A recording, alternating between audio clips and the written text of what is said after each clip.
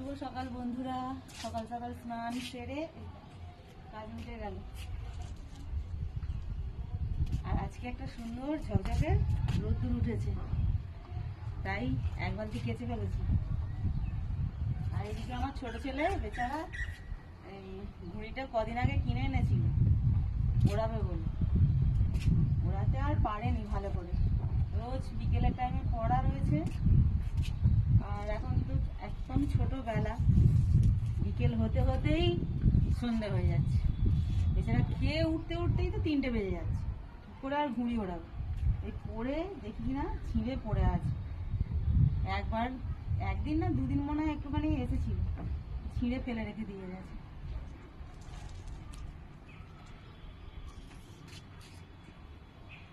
ওর একটুখানি নেশা আছে ঘুড়ি ওড়াবার, ক্যারাম খেলার, বল খেলা দেখবার, মানে খেলার যাবতীয় যা যা আছে সব ওর পছন্দের মধ্যে।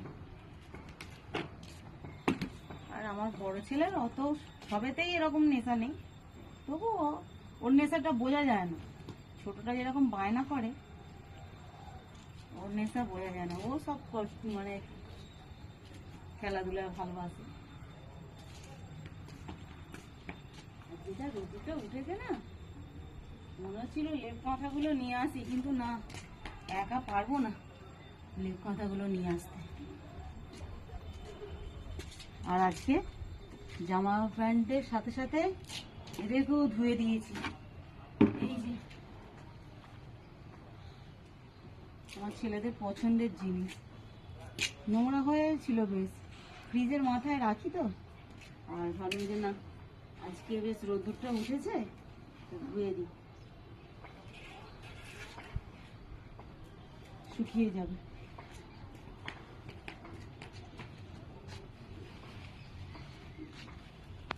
আর এই আমার চলে এসেছে শুকনো লঙ্কা, দেখো ভাবলাম যে না, আজকে দিয়ে দিই, ভালো করে শুকিয়ে যাবে। আর আজকেও হাওয়াটা একটু কম হচ্ছে, খুব যে হাওয়া দিচ্ছে তা না। রোদ্দুরটা থেকে যেতে ইচ্ছা করছে না, আমাকে রোদ্দুরেই বসে থাকি।